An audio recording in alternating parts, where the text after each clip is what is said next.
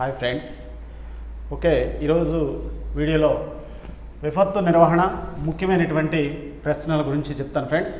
ఒక disaster management అనేటువంటిది మరి సివిల్ సర్వీసెస్ ఎగ్జామ్ నుంచి మొదలుపెట్టి మనకి స్టేట్లో జరిగేటువంటి అన్ని రకాలైనటువంటి ఎగ్జామ్స్లో ఆంధ్రప్రదేశ్ కావచ్చు, తెలంగాణ కావచ్చు, అన్ని ఎగ్జామ్స్లో కూడా ఈ విపత్తు నిర్వహణ గురించి చాలా మరి బిట్స్ రావడం అనేటువంటి జరుగుతుంది. చాలా మంచి ఏరియాస్, ఎటువంటి ఏరియాస్ నుంచి వస్తుంది అనేటువంటి విషయాన్ని మనం అబ్జర్వ్ చేసినట్లయితే ముఖ్యంగా ఇది ఒక రకంగా చెప్పాలంటే జాగ్రఫీలో ఒక పార్ట్ ఇది. మరి విపత్తు నిర్వహణ అన్నప్పుడు ఎటువంటి ప్రమాదాలు జరుగుతున్నాయి, అనుకోకుండా వచ్చేటువంటి ప్రమాదాలు ఏంటి? ఫర్ ఎగ్జాంపుల్ వరదలు కావచ్చు, భూకంపాలు కావచ్చు, కరువు కాటకాలు కావచ్చు, చాలా రకాలైనటువంటి మరి విషయాలు దీంట్లో గోచరం అవుతుంటాయి. ముఖ్యంగా ఒకటే గుర్తుపెట్టుకోవాలి ఫ్రెండ్స్, మరి ఎటువంటి బిట్స్ ఎగ్జామినేషన్లో వచ్చేటువంటి అవకాశం ఉంది అనేటువంటి దాని మీద నేను ఎక్కువ మరి మాట్లాడుతున్నాను ఇవాళ. ముఖ్యంగా అన్ని రకాల మరి ప్రకృతిలో ప్రమాదాలకు విపత్తు నిర్వహణ కార్యక్రమాలను మరి ముఖ్యంగా సమన్వయపరచడానికి కేంద్ర ప్రభుత్వం ఒక మంత్రిత్వ శాఖను ఏర్పాటు చేయడం అనేటువంటిది జరుగుతుంది ఫ్రెండ్స్. మరి క్వశ్చన్ ఎలా వస్తుందంటే మరి అన్ని రకాల, ఫస్ట్ మనం చూసినట్టయితే అన్ని రకాల ప్రకృతి విపత్తులకు ముఖ్యంగా మరి ఏ మంత్రిత్వ శాఖ బాధ్యత వహిస్తుందనేటువంటి మరి ఇక్కడ ముఖ్యంగా మనం చెప్పుకోవచ్చు. అంటే ప్రకృతి విపత్తుల కంటే ఇక్కడ ఒకటి గుర్తుపెట్టుకోవాలి ఫ్రెండ్స్, ప్రకృతిలో జరిగేటువంటి ప్రమాదాలు అనేటువంటిది మోస్ట్ ఇంపార్టెంట్.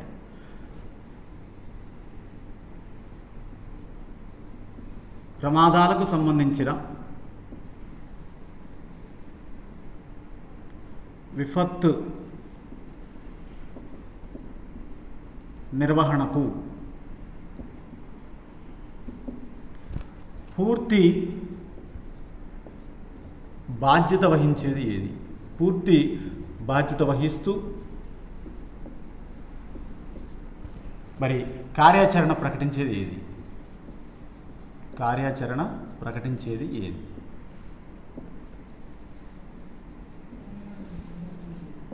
దీనికి ముఖ్యమైనటువంటిది ఏంటంటే ఏ శాఖ దీనికి బాధ్యత వహిస్తుంది అనేటువంటిది పాయింట్ ఇది. ముఖ్యంగా అంటే ఈ శాఖ ఏం చేస్తుందంటే కార్యాచరణతో పాటు సమన్వయపరచడం అనేటువంటిది కూడా ఉంటుంది ఫ్రెండ్స్. సమన్వయపరచటం అంటే అందరినీ ఒక చోట కూర్చోబెట్టడం, దాని గురించి చర్చించటం.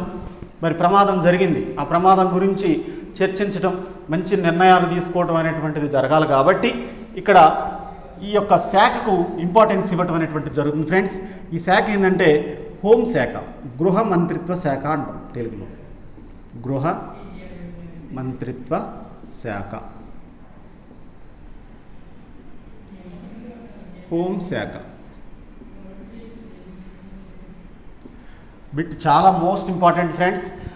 అన్ని రకాల ప్రకృతి ప్రమాదాలకు విపత్తు నిర్వహణ కార్యక్రమాలను సమన్వయపరచడానికి బాధ్యత వహిస్తూ కార్యాచరణ ప్రకటించేది ఏది అనేటువంటి బిట్ వచ్చినప్పుడు దానికి ఆన్సర్ ఏంటంటే గృహ మంత్రిత్వ శాఖ, హోంశాఖ.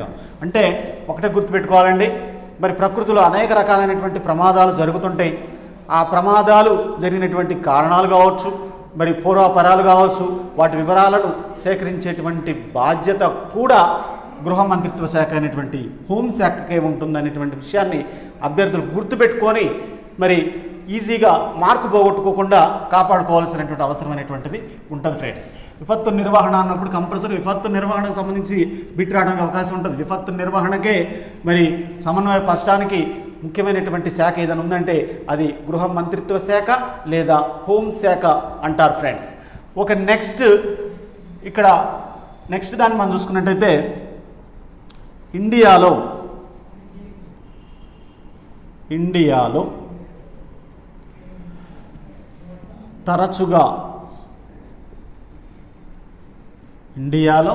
తరచుగా ఏం జరుగుతుంటాయి? భూకంపాలు సంభవించేటువంటి రాష్ట్రం. భూకంపాలు సంభవించే రాష్ట్రం ఏది అంటారండి?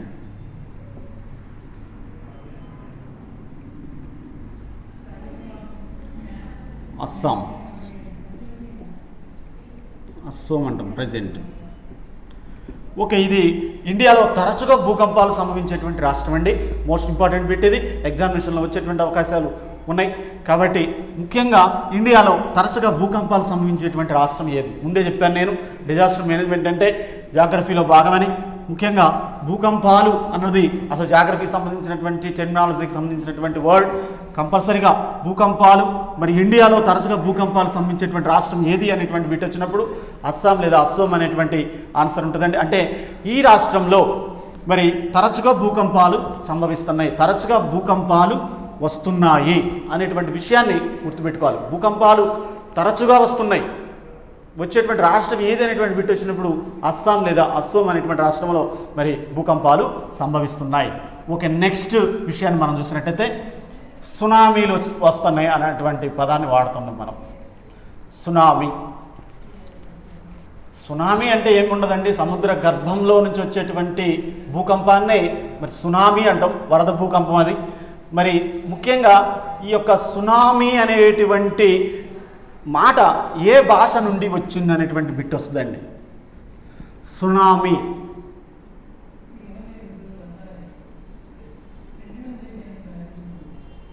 అనే మాట ఏ భాష నుండి వచ్చింది?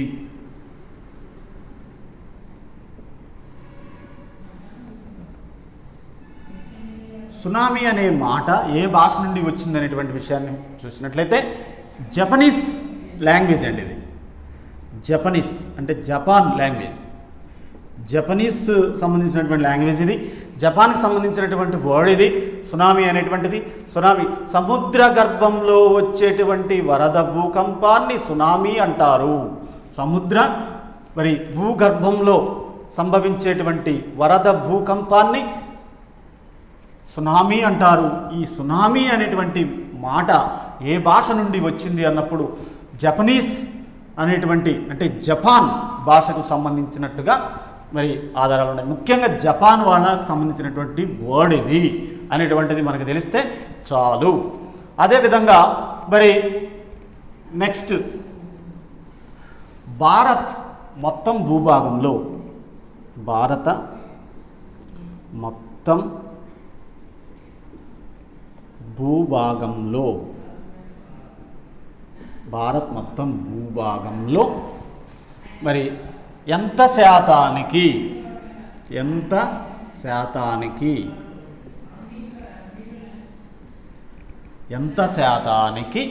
వరదలు సంభవించే అవకాశం ఉంది? వరదలు సంభవించే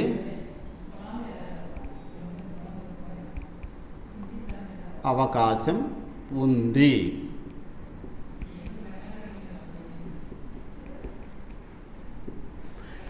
భారతదేశాన్ని మొత్తం మనము ఒక పరిశోధన చూసినట్టయితే ముఖ్యంగా భారతదేశానికి సంబంధించినటువంటి మొత్తం భూభాగంలో అసలు ఎంత శాతానికి వరదలు రావచ్చు, మరి ఎంత పర్సంటేజ్ వరకు వరదలు రావడానికి అవకాశం ఉంది అనేటువంటి మరి చూసినట్టయితే మనకి 12% అనేటువంటిది ఇంపార్టెంట్ అండి. బిట్టేది మోస్ట్ ఇంపార్టెంట్ బిట్టేదండి. అంకె సంఖ్య బిట్లలో 100% రావడానికి అవకాశం ఉంది. 12% వరకు మరి వరదలు సంభవించేటువంటి అవకాశం ఉంది ఇండియాలో. మోస్ట్ ఇంపార్టెంట్ బిట్, భారత్ మొత్తం భూభాగంలో ఎంత శాతానికి వరదలు సంభవించే అవకాశం ఉంది? 12% వరకు మరి వరదలు సంభవించే అవకాశం ఉంది భారత్ భూభాగంలో. అంటే భారతదేశానికి సంబంధించినటువంటి మొత్తం భూభాగంలో 12% వరకు వరదలు సంభవించే అవకాశం ఉన్నటువంటి ప్రాంతంగా గుర్తించడం అనేటువంటిది జరిగింది ఫ్రెండ్స్. ఓకే, నెక్స్ట్ జాతీయ విపత్తు నిర్వహణ సంస్థ కార్యాలయం ఎక్కడ ఉంది అనేటువంటి బిట్ వచ్చేటువంటి అవకాశం ఉందండి. జాతీయ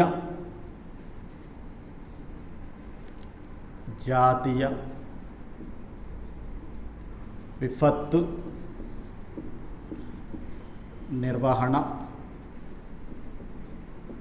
కార్యాలయం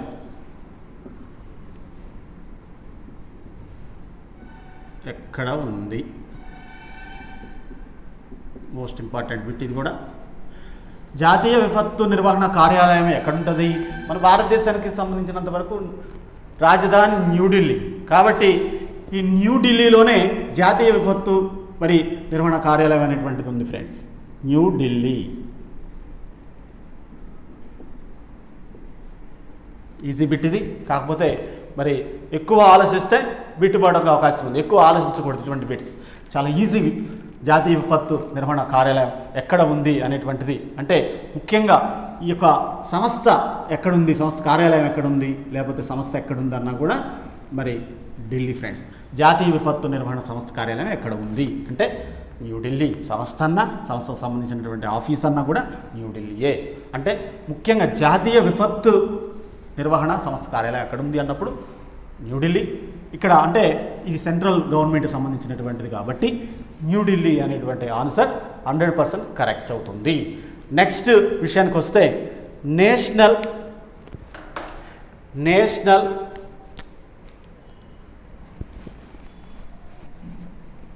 మరి ఇక్కడ ముఖ్యంగా డిఫెన్స్ అకాడమీ అనేటువంటి దానికి కూడా ఏర్పాటు చేసుకోవటం అనేటువంటిది జరిగింది. దీనికి సంబంధించి మరి ముఖ్యంగా చూసుకున్నట్టయితే మరి నేషనల్ సివిల్ డిఫెన్స్,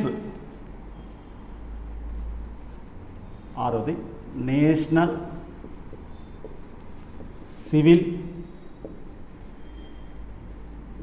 డిఫెన్స్.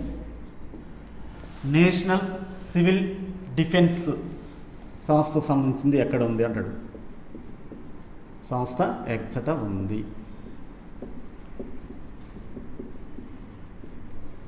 అంటే రక్షణ కార్యాలయం. దీనికి సంబంధించి జాతీయ విపత్తు నిర్వహణ సంస్థల్లో రక్షణ కార్యాలయం అంటే ఎక్కడ ఉంది అనేటువంటి బిట్ వచ్చినప్పుడు మరి ఇది నాగపూర్ అండి. ఆన్సర్ నాగపూర్. దీన్ని ఎప్పుడు ఏర్పాటు చేశారనేటువంటి బిట్ వచ్చినప్పుడు 1957 1957లో దీన్ని ఏర్పాటు చేయడం జరిగింది ఫ్రెండ్స్. ముఖ్యంగా అంటే ఇక్కడ నేషనల్ సివిల్ డిఫెన్స్ సంస్థ కళాశాల అనేటువంటి బిట్ వచ్చిన సంస్థ వచ్చిన దీనికి ఇదే ఆన్సర్ ఫ్రెండ్స్. ఓకే. నెక్స్ట్ అంతర్జాతీయ సునామీకి సంబంధించినటువంటి మరి సమాచార కేంద్రం ఎచ్చట ఉంది అనేటువంటి బిట్ రావడానికి అవకాశం ఉందండి. అంతర్జాతీయ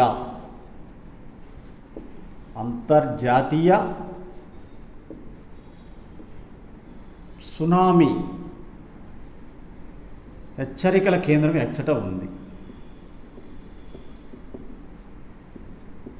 కేంద్రం ఎచ్చట ఉంది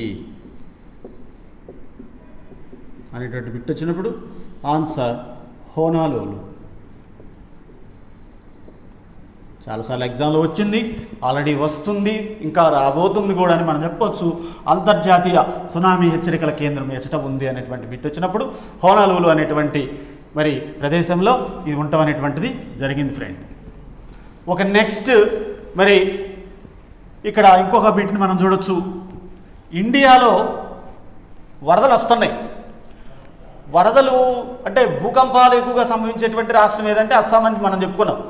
మరి ఇండియాలో ఏ నది వల్ల ఎక్కువగా వరదలు వస్తున్నాయి అనేటువంటి బిట్ రావడానికి అవకాశం అనేటువంటిది ఉంటుంది ఫ్రెండ్స్. ఇండియాలో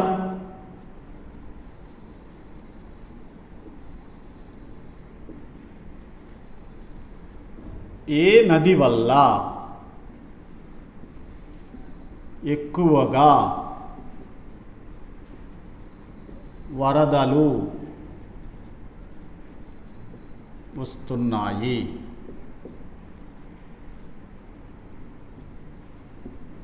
బ్రహ్మపుత్ర నది వల్ల మనకి వరదలు ఎక్కువగా వస్తున్నాయి ఫ్రెండ్స్. మోస్ట్ ఇంపార్టెంట్ బిట్ ఇది. ఇండియాలో ఏ నది వల్ల ఎక్కువగా వరదలు సంభవిస్తున్నాయి లేదా వస్తున్నాయి అనేటువంటి బిట్ వచ్చినప్పుడు బ్రహ్మపుత్ర దీనికి సంబంధించినటువంటి ఆన్సర్ అండి. నెక్స్ట్ బిట్ మనం చూసినట్టయితే ఆంధ్రప్రదేశ్కి సంబంధించినటువంటి బిట్గా మనం చెప్పొచ్చు. ఆంధ్రప్రదేశ్లో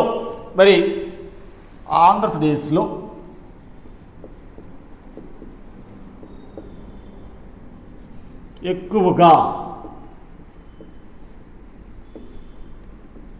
కరువు కాటకాలకు గురి అయ్యే రాష్ట్రం గురి అయ్యే జిల్లా ఏది అంటాడండి. జిల్లా ఏది? ఆంధ్రప్రదేశ్లో ఎక్కువగా కరువు కాటకాల గురయ్యే జిల్లా ఏది అనేటువంటి బిట్ వచ్చినప్పుడు దీనికి జవాబు అనంతపురం అండి. అనంతపురంలో మనకి వర్షాలు చాలా తక్కువగా కురవటం అనేటువంటిది జరుగుతుందండి. వర్షాలు చాలా తక్కువగా కురవటం అనేటువంటిది జరుగుతుంది రాయలసీమ ప్రాంతం కాబట్టి ఇక్కడ ఎక్కువగా కరువు కాటకాలు ఎక్కువగా సంభవిస్తున్నాయి. కాబట్టి ఆంధ్రప్రదేశ్లో ఎక్కువగా కరువు కాటకాలు గురయ్యేటువంటి జిల్లా ఏది అనేటువంటి బిట్ వచ్చినప్పుడు అనంతపురం జిల్లా అండి. Okay, next bit most important bit ఇది. మరి ముఖ్యంగా దీనికంటూ ఒక ప్రత్యేకత అనేటువంటిది ఉంది. మరి ఏంటి ఆ బిట్ అనేటువంటి మనం చూసినట్టయితే ఇండియాలో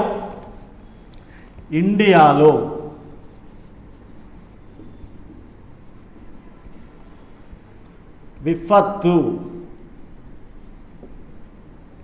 నిర్వహణ చట్టం ఎప్పుడు చేయబడింది?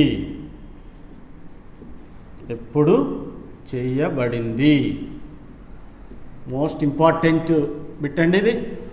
ఇండియాలో విపత్తు నిర్వహణ చట్టం ఎప్పుడు చేయబడింది అంటే ఎట్లా పడితే అట్లా కాకుండా పార్లమెంటు ద్వారాగా మరి బిల్లు పెట్టి దానికంటూ ఒక ప్రత్యేకమైనటువంటి చట్టాన్ని తీసుకొచ్చుకోవటం జరిగింది.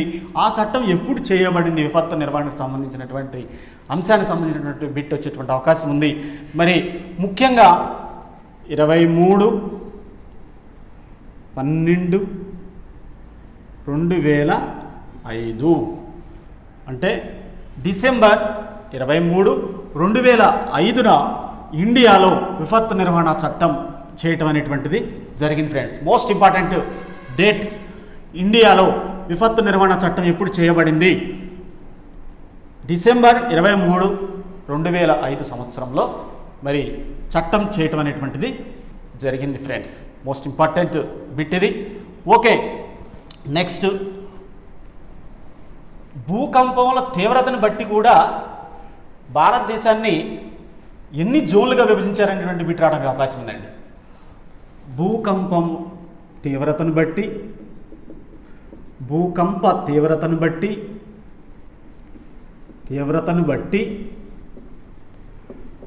భారతదేశాన్ని ఎన్ని జోన్లుగా విభజించారు? మోస్ట్ ఇంపార్టెంట్ బిట్, విభజించారు. దీనికి జవాబు 5 అండి. భారతదేశాన్ని 5 జోన్లుగా మరి విభజించడం అనేటువంటిది జరిగింది ఫ్రెండ్స్. భూకంపాన్ని రిక్టర్ స్కేల్పై గుర్తిస్తారు, కనుగొంటారు. దాని ప్రకారం మరి భూకంప తీవ్రతను బట్టి భారతదేశాన్ని ఎన్ని జోన్లుగా విభజించడం అనేటువంటిది జరిగింది అనేటువంటి బిట్ వచ్చినప్పుడు 5 జోన్లుగా అనేటువంటిది దీనికి జవాబండి. అదేవిధంగా మరి వరల్డ్ వైడ్ మనం చూసుకున్నట్లయితే 2005లో ప్రపంచ విపత్తు నిర్వహణ సమావేశాన్ని ఎక్కడ నిర్వహించారు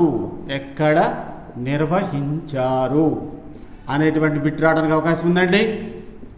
2005 మరి 2005లో ప్రపంచ విపత్తు నిర్వహణ సమావేశాన్ని ఎక్కడ నిర్వహించారు అనేటువంటి బిట్ రావడానికి అవకాశం ఉంది. ఇది మరి ముఖ్యంగా జపాన్. దీనికి జవాబు జపాన్ అండి. జపాన్లో నిర్వహించడం అనేటువంటిది జరిగింది. ఈ యొక్క సమావేశానికి మరి ముఖ్యమైనటువంటి వ్యక్తులు అటెండ్ కావడం అనేటువంటిది జరిగింది. ముఖ్యంగా చూసుకున్నట్టయితే 2005 అనేటువంటిది చాలా కీలకమైనటువంటి సంవత్సరంగా మనం చెప్పుకోవచ్చు విపత్తు నిర్వహణకు సంబంధించి. ఎందుకంటే మరి భారతదేశంలో కూడా విపత్తు నిర్వహణ చట్టం అనేటువంటి చేయడం జరిగింది. అదే విధంగా 2005లో ప్రపంచ విపత్తు నిర్వహణ సమావేశం కూడా ఒకటి నిర్వహించారు. అది జపాన్లో మరి ఆ సమావేశాన్ని నిర్వహించడం అనేటువంటిది జరిగింది ఫ్రెండ్స్. ఓకే, మరి ముఖ్యంగా సునామీ అన్నప్పుడు చాలా వరకు నేలలోనే సంభవిస్తుంది అనేటువంటిది ఆల్రెడీ మీకు చెప్పడం అనేటువంటిది జరిగింది. సముద్ర గర్భంలో వచ్చేటువంటి వరద భూకంపాన్ని సునామీ అంటారు. కాబట్టి నెక్స్ట్ బిట్, నీటి లోతును బట్టి, నీటి లోతును బట్టి, నీటి యొక్క లోతు అనేటువంటిది దాన్ని బట్టి ముఖ్యంగా సునామీ గంటకు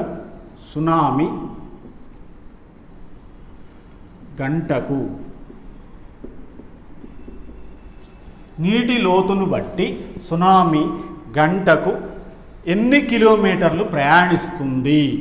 మోస్ట్ ఇంపార్టెంట్ ఇది. ఎన్ని కిలోమీటర్లు ప్రయాణిస్తుంది?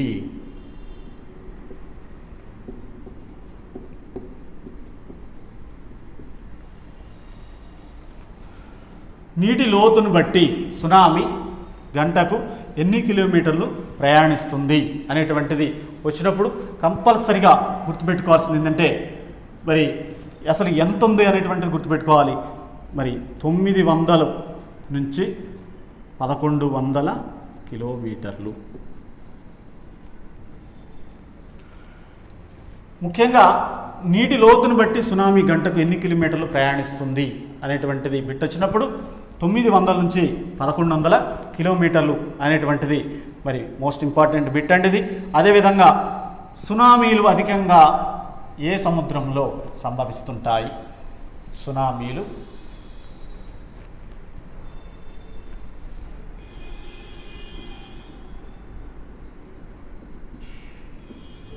అధికంగా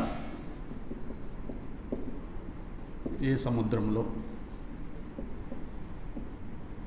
వస్తాయి అనే బిట్ వచ్చినప్పుడు ఒకటే గుర్తుపెట్టుకోవాలండి, పసిఫిక్. కానీ మహాసముద్రం ఇది గుర్తుపెట్టుకోవాలి. సముద్రం అడిగినా ఏది అడిగినా కానీ పసిఫిక్ మహాసముద్రమే దానికి ఆన్సర్ అనేటువంటిది గుర్తుపెట్టు. ఎక్కువగా వచ్చేటువంటిదే అడుగుతున్నారు కాబట్టి ఇది మోస్ట్ ఇంపార్టెంట్, పసిఫిక్ మహాసముద్రం అండి. Next bit most important. ప్రపంచ విపత్తులలో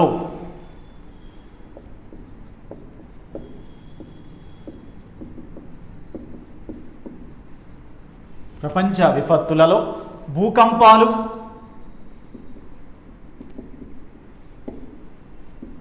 సునామీలు,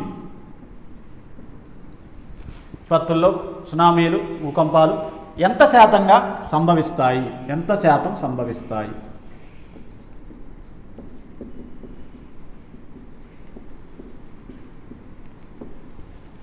ప్రపంచ విపత్తులలో భూకంపాలు, సునామీలు ఎంత శాతం సంభవిస్తాయి అనేటువంటి బిట్ వస్తుందని వచ్చింది ఆల్రెడీ. ఇది 8% అండి, 8%. ఓకే, ముఖ్యంగా మరి ప్రపంచ విపత్తులలో భూకంపాలు, సునామీలు సంభవిస్తున్నాయి కానీ ఎంత శాతం సంభవిస్తున్నాయి అనేటువంటి బిట్ వచ్చింది ఆల్రెడీ, రాబోతుంది కూడా. 8% దీనికి జవాబండి. నెక్స్ట్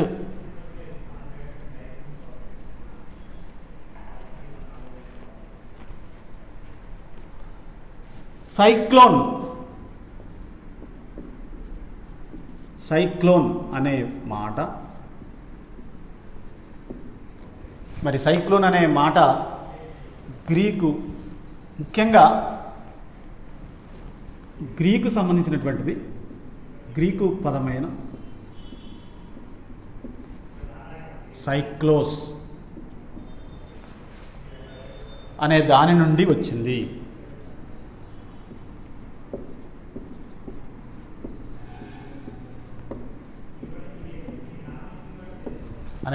వచ్చింది. ఆ మాటకు అర్థం ఏంటి అనేటువంటి బిట్ వస్తుందండి.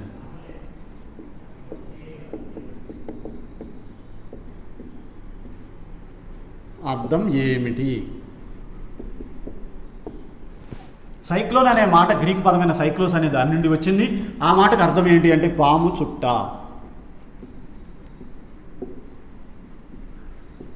పాము చుట్ట ఎలా ఉంటుందో ఆ యొక్క సైక్లోన్ యొక్క మరి ఆకారం కావచ్చు, ఆ విధంగా ఉంటుంది అనేటువంటిది మన వాళ్ళు చెప్తున్నారు. ఓకే, ఇక్కడ మోస్ట్ ఇంపార్టెంట్ ఏంటంటే సైక్లోన్ అనే మాట గ్రీకు పదమైన సైక్లోస్ అనే దాని నుండి వచ్చింది. ఆ మాటకు అర్థం ఏంటి అనేటువంటి బిట్ వచ్చింది ఆల్రెడీ, మరి రాబోతుంది అనేటువంటిది మనం చెప్పొచ్చు. ఇంకా వచ్చే అవకాశాలు కూడా ఉన్నాయి. పాము చుట్ట దాని యొక్క జవాబండి. నెక్స్ట్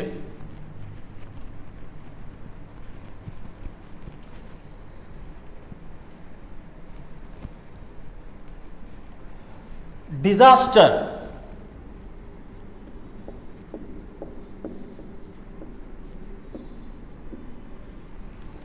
డిజాస్టర్ అనే పదము ఏ భాష నుండి వచ్చింది?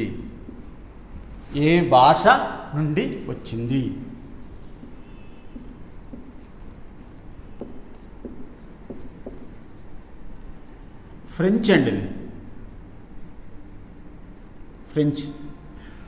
French language. డిజాస్టర్ అనే పదం ఏ భాష నుండి వచ్చింది అనేటువంటి దానికి జవాబు వచ్చేసి ఫ్రాన్స్ లాంగ్వేజ్ అయినటువంటి ఫ్రెంచ్. మరి ఫ్రెంచి భాష ఇది. డిజాస్టర్ అనే పదం ఏ భాష నుండి వచ్చిందంటే ఫ్రెంచ్ నుంచి రావడం అనేటువంటిది జరిగింది ఫ్రెండ్స్. ఓకే, నెక్స్ట్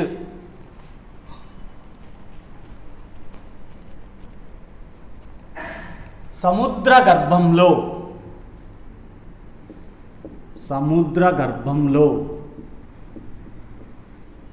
వచ్చే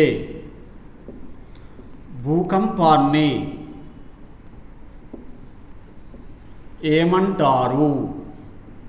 సముద్ర గర్భంలో వచ్చే భూకంపాన్ని ఏమంటారు? సునామీ అంటారండి. దాన్ని ఏమంటారు? సునామీ అంటారు. ఓకే, సముద్ర గర్భంలో వచ్చే భూకంపాన్ని ఏమంటారంటే సునామీ అంటారు. నెక్స్ట్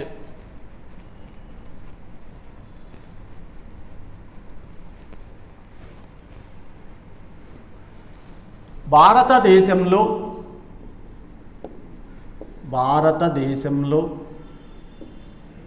సంవత్సరానికి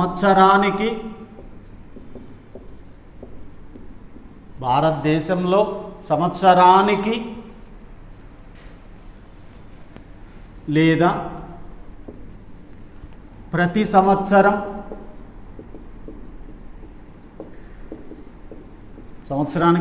ప్రతి సంవత్సరం సంభవించే వరదలను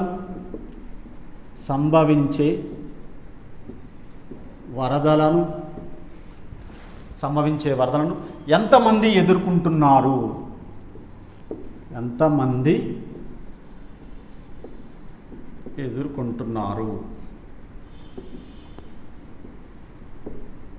దీనికి జవాబు వచ్చేసి 200 మిలియన్లు అండి. మోస్ట్ ఇంపార్టెంట్ బిట్ ఇది.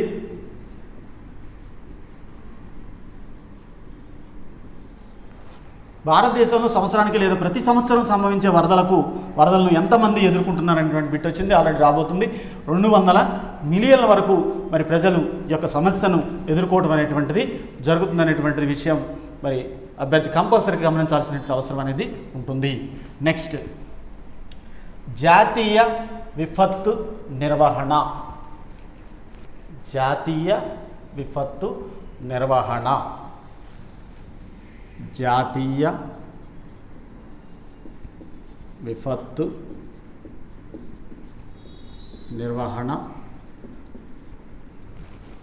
విపత్తు నిర్వహణ అథారిటీకి అధ్యక్షుడు ఎవరు? ప్రధానమంత్రి అండి. ప్రధానమంత్రి ఆధ్వర్యంలోనే జాతీయ విపత్తు నిర్వహణ అథారిటీ అనేటువంటిది మరి డిపెండ్ అయి ఉంటుంది. పూర్తిగా నిర్ణయాలు తీసుకునేటువంటి అధికారం ప్రధానమంత్రి వారికి మాత్రమే ఉంటుంది. ఇక్కడ మోస్ట్ ఇంపార్టెంట్ ప్రధానమంత్రికే ఉంటుందనేటువంటి విషయాన్ని అభ్యర్థులు గమనించుకోవాలి. జాతీయ విపత్తు నిర్వహణ అథారిటీకి అధ్యక్షుడు ఎవరు అంటే ప్రధానమంత్రి. దానికి జవాబు. నెక్స్ట్ మరి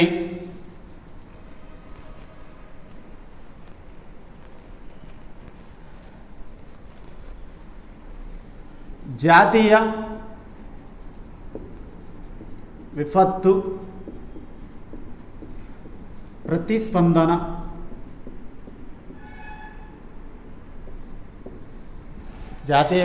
ప్రతిస్పందన నిధి దీని యొక్క ఫలం, దీని ప్రతిఫలం అంటారు. దీని యొక్క ప్రతిఫలం అనేటువంటిది అభ్యర్థి గుర్తుపెట్టుకోవాల్సిన అవసరం ఉంటుంది. 11వ జవాబు ఆర్థిక కమిషన్.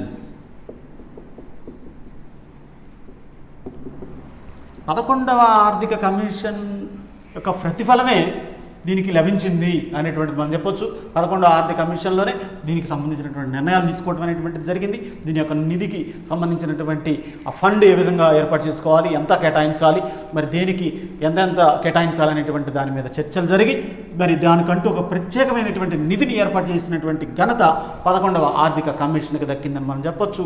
కాబట్టి 11వ ఆర్థిక కమిషన్ అనేటువంటిది చాలా మోస్ట్ ఇంపార్టెంట్గా మనం చెప్పడానికి అవకాశం అనేటువంటిది ఉంటుంది. నెక్స్ట్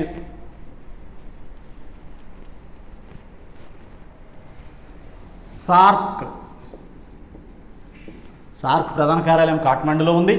కానీ సార్క్ విపత్ నిర్వహణ మోస్ట్ ఇంపార్టెంట్ బిట్ ఇది.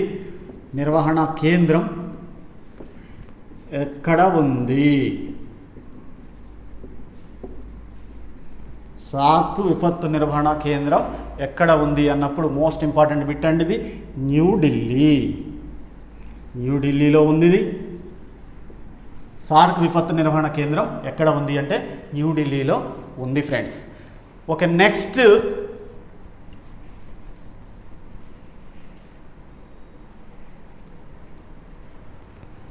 ఇప్పుడు మనకి అంతర్జాతీయ సునామీ హెచ్చరికల కేంద్రం హోనోలులులో ఉంది.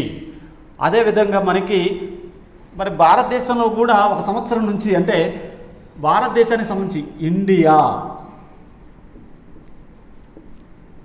మరి ఇండియాలో జాతీయ సునామీ హెచ్చరికల కేంద్రం ఎప్పటి నుండి అమల్లోకి వచ్చింది?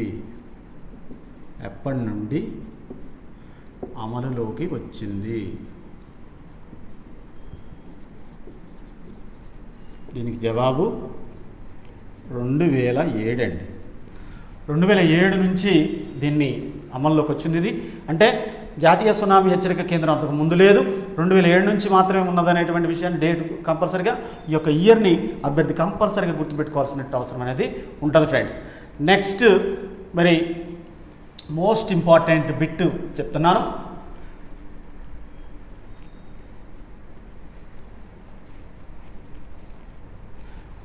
ఏంటి ఆ బిట్ అనేటువంటి విషయానికి వస్తే జాతీయ విపత్తు నిర్వహణ సంస్థ ఏం చెప్పింది? ముఖ్యంగా జాతీయ విపత్తు నిర్వహణ సంస్థ ఏం చెప్పిందంటే విపత్తును తగ్గించే రోజు అని ఒక డేట్ని ప్రకటించిందండి. విపత్తును తగ్గించే రోజు ఏది? తగ్గించే రోజు అని ఒక డేట్ని ప్రకటించడం అనేటువంటిది జరిగింది. అక్టోబర్ 12 అండి. అక్టోబర్ 12 మోస్ట్ ఇంపార్టెంట్ ఇది. జాతీయ విపత్తు నిర్వహణ సంస్థ విపత్తును తగ్గించే రోజుగా ఏ తేదీని ప్రకటించింది అనేటువంటి బిట్ వస్తుంది. మరి అక్టోబర్ 12 దానికి జవాబండి. నెక్స్ట్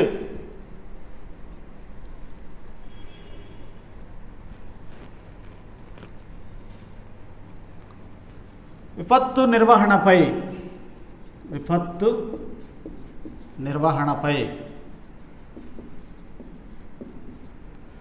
జాతీయ విధానాన్ని ప్రకటించడం అనేటువంటిది జరిగింది. మరి జాతీయ విధానాన్ని మరి ఎప్పుడు ప్రకటించారనేటువంటిది దానికంటే ఇప్పుడు ఎప్పుడు మరి కేంద్ర ప్రభుత్వం ఆమోద ముద్ర వేసింది. జాతీయ విధానంను కేంద్ర ప్రభుత్వం ఎప్పుడు ఆమోద ముద్ర వేసింది?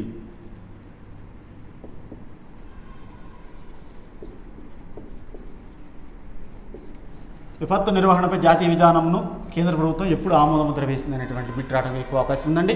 అక్టోబర్ 22 ఇయర్ వచ్చి ముఖ్యంగా అక్టోబర్ 22 అనేటువంటి చాలా మోస్ట్ ఇంపార్టెంట్. 2009 సంవత్సరం అది. 2009 అక్టోబర్ 22న విపత్తు నిర్వహణపై జాతీయ విధానాన్ని కేంద్ర ప్రభుత్వం ఆమోద ముద్ర వేయటం అనేటువంటిది జరిగింది ఫ్రెండ్స్.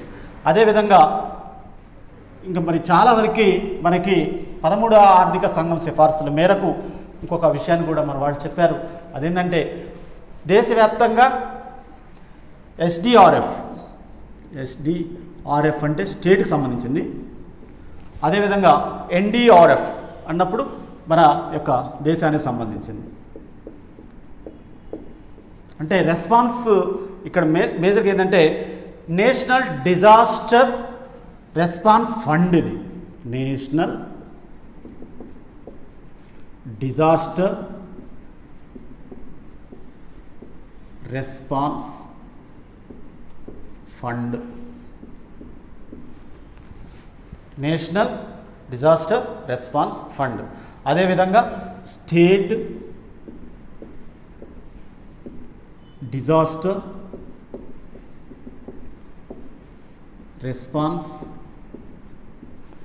ఫండ్. ఇది అంటే రాష్ట్రానికి సంబంధించిన రాష్ట్రమే, నేషనల్ దేశవ్యాప్తంగా ఒకటే. అదేవిధంగా రాష్ట్రానికి కూడా సపరేట్గా ఒక టీం అనేటువంటిది ఏర్పాటు చేసుకోవడం అనేటువంటిది జరిగింది ప్రతి రాష్ట్రం. మరి ఆ విధంగా మరి ఏర్పాటు చేయడం అనేటువంటిది జరిగింది. ఏ సంఘం సిఫార్సుల మేరకు అనేటువంటి బిట్ వస్తుందండి.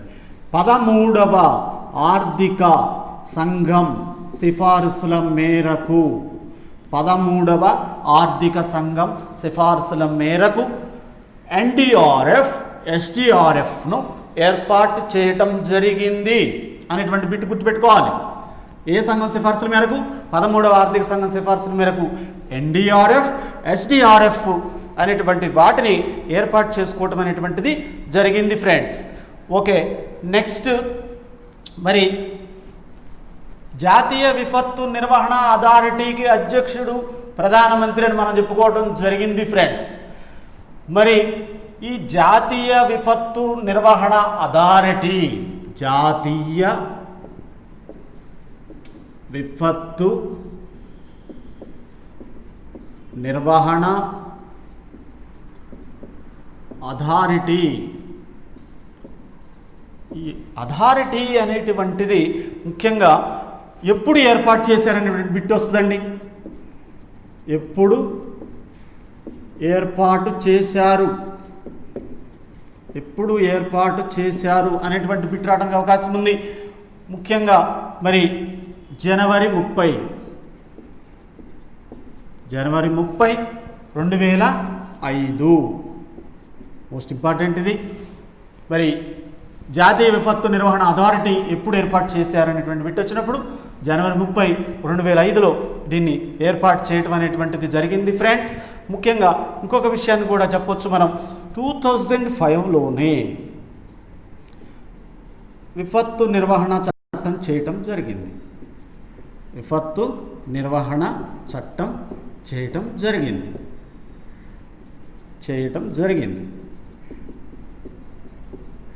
ఈ విపత్తు నిర్వహణ చట్టం చేయటం వల్ల దీని యొక్క ఇంప్లిమెంటేషన్ ఎప్పటి నుంచి చేశారనేటువంటి బిట్ వచ్చినప్పుడు ముఖ్యంగా మోస్ట్ ఇంపార్టెంట్ బిట్ ఇక్కడ మరి జాతీయ విపత్తు నిర్వహణ అథారిటీని మనం ఇక్కడ ముఖ్యంగా ఎన్డీఎంఏ ఇంగ్లీష్లో నేషనల్ డిజాస్టర్ మేనేజ్మెంట్ అథారిటీ అనేటువంటిది అబ్రివేషన్. ఓకే, దీని యొక్క అమలు ఎప్పుడు జరిగింది అనేటువంటి బిట్ వస్తుందండి. మరి ముఖ్యంగా ఎన్డీఎంఏ అమలు మోస్ట్ ఇంపార్టెంట్. ఇది అమలు ఎప్పుడు జరిగింది అనేటువంటి బిట్ వస్తుంది. 27/9/2006. అంటే ఇక్కడ అభ్యర్థులు గుర్తుపెట్టుకోవాల్సిన విషయం ఒకటి ఉందండి. ఎన్డీఎంఏ ఎప్పుడు ఏర్పాటు చేశారు? 2005 జనవరి 30లో ఏర్పాటు చేశారు. అదేవిధంగా 2005లో విపత్తు నిర్వహణ చట్టం చేయటం జరిగింది. దాన్ని చేయటం జరిగిన తర్వాత NDMA national disaster management authority, జాతీయ విపత్తు నిర్వహణ అథారిటీ అమలు ఎప్పుడు డేట్తో సహా అడుగుతారు. సెప్టెంబర్ 27, 2006 అనేటువంటిది గుర్తుపెట్టుకోవాలి. దీన్ని గుర్తుపెట్టుకోవడానికి ఒక హింట్ ఉందండి. సెప్టెంబర్ 27 ప్రపంచ పర్యాటక దినోత్సవం. ప్రపంచ పర్యాటక దినోత్సవంగా జరుపుకుంటారు సెప్టెంబర్ 27ని.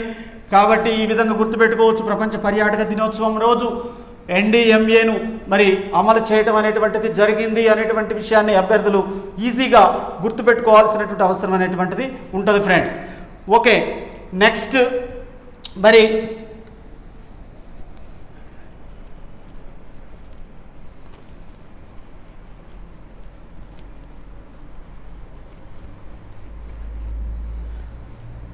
నెక్స్ట్ ప్రస్తుతం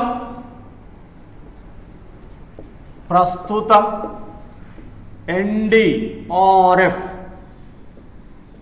క్రింద ఎన్ని బెటాలియన్లు ఉన్నాయి? ఇక్కడ రాద్దాం, కన్ఫ్యూజ్ అవుతున్నారు అభ్యర్థి. ఎన్ని బెటాలియన్లు ఉన్నాయి అడుగుతాడు. ఎన్ని బెటాలియన్లు ఉన్నాయి అనేటువంటి బిట్ కూడా రావడానికి అవకాశం అనేటువంటిది ఉంది. ఓకే, 18 బెటాలియన్లు ఉన్నాయి.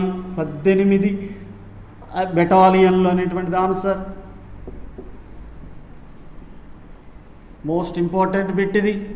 ప్రస్తుతం ఎన్డీఆర్ఎఫ్ కింద ఎన్ని బెటాలియన్లు ఉన్నాయి? 18 బెటాలియన్లు ఉన్నాయి అనేటువంటిది గుర్తుపెట్టుకోవాలి. మోస్ట్ ఇంపార్టెంట్ బిట్ అండి.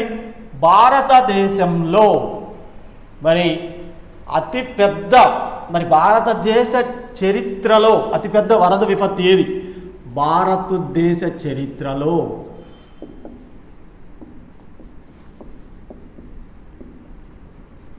అతిపెద్ద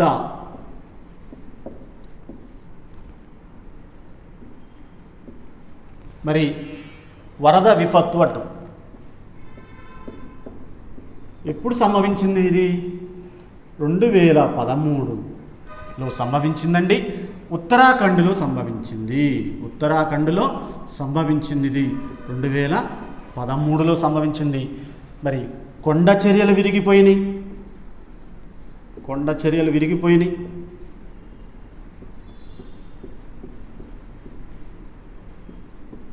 అదేవిధంగా భారీ వరదలు వచ్చినాయి. కాబట్టి దీనివల్ల చాలా నష్టం జరిగింది అనేటువంటిది ఆధారాలు ఉన్నాయి ఫ్రెండ్స్.